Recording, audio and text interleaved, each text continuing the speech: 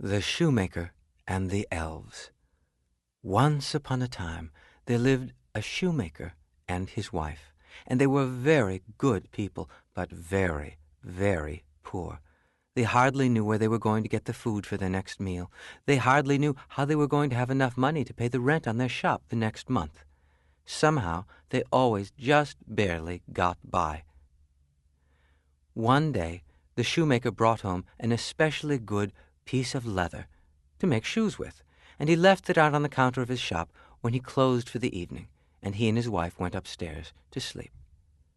Now, what the shoemaker and his wife did not know was that living in the wall of their shop, right up behind the cuckoo clock, was a pair of little elves. And the elves used to peek out through the clock and look at the shoemaker and his wife, and whisper to one another.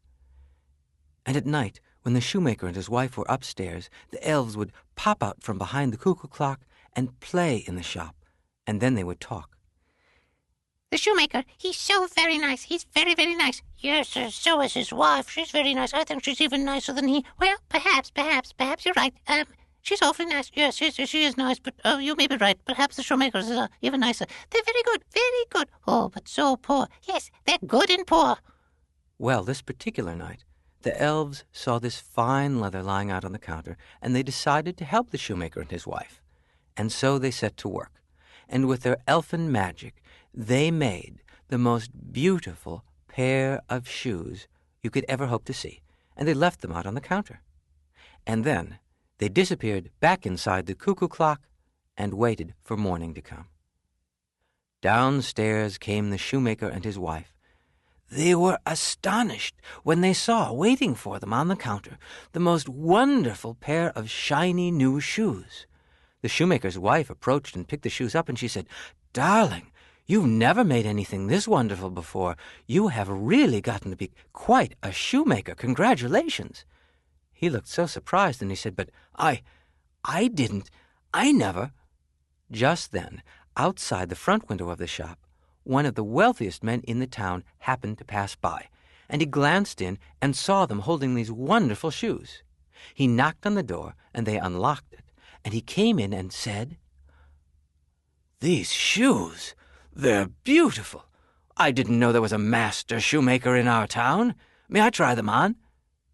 And by a remarkable coincidence, or perhaps a little elfin magic, the shoes fit the man perfectly.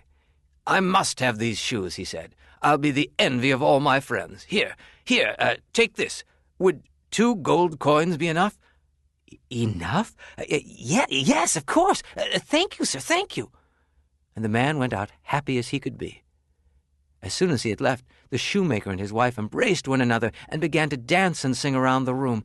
"2 golden coins! We've never had this much before." "Well," said the shoemaker, "with some of it we shall eat, but with some of it I shall buy some more leather." And that's what he did. And he left that leather out on the counter that night. And what do you think happened? When he and his wife went up that night to go to sleep, out popped the elves, and back to work they went. The next day, when the shoemaker and his wife came down, they found 2 pairs of beautiful shoes waiting for them, and 2 friends of the wealthy man who had come in the day before. They had seen their friend's shoes, and they just had to see that new shoemaker in town. Well, this happened every day and every night. More gold, more leather, more elfin magic. Pretty soon, the shoemaker and his wife didn't even have to worry anymore about where their meals were going to come from or how to pay the rent. And after a while more, they actually became wealthy.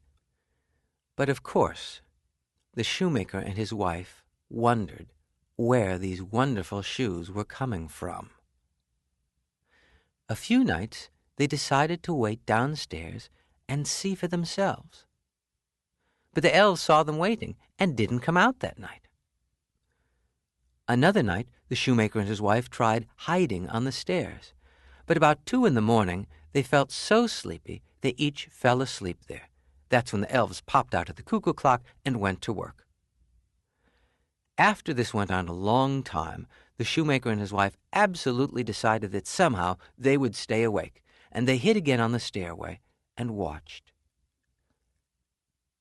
upon the stroke of midnight, the cuckoo clock suddenly popped open, and out came 2 little elves, dressed in old raggedy clothes, and they hopped down upon the counter and said, "Let's get to work."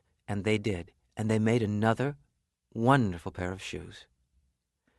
Then about 3 in the morning, they disappeared back into the clock again.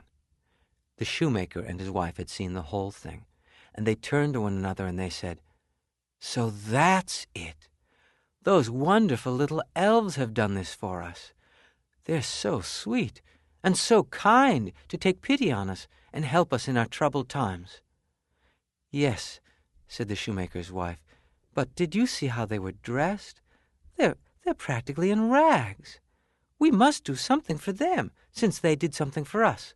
Well, of course, I'll go out tomorrow, and with some of the gold we've made, I'll buy them some clothes," said the shoemaker. "Where are you going to find clothes that small?" said his wife. "Besides, you know I'm a very good seamstress. I will make each of them a suit of clothes, just his size." "That's wonderful, dear," he said, and they went up for a few hours' sleep before they'd open their shop again in the morning. A few nights later, the 2 elves popped out of their cuckoo clock and hopped down onto the counter. They were going to go over and make another pair of shoes, but "What's this? Look, it's 2 suits of clothes. Hey, look at this one. It's just your size. Oh yes, it's just your size too. Yes, but your size is my size. Why, so it is. Now that you mention it. Oh, these are just perfect for us. Here, let's take off all these old rags and put on these suits of clothes. Oh, wait a minute. There's a note. It says, 'Just for you.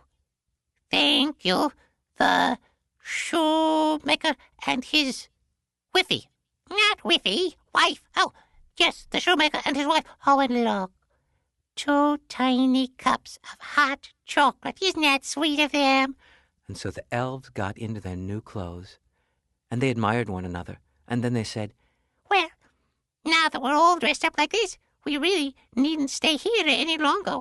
We can be on our way and go find our brother elves. Yes. Oh, do you think the shoemaker will be all right? Oh, of course. He has all the gold he needs now." and out they went. And they were right. The shoemaker and his wife did have all the gold they needed. Besides, over all these weeks of seeing these excellent shoes on the counter, the shoemaker had carefully studied how they were made, and he had learned how to make them almost as well. And so from then on, the shoemaker and his wife had everything they needed. For more titles from Jim Weiss and Well-Trained Mind Press, please visit us at jimweiss.com or welltrainedmind.com. Thank you for listening.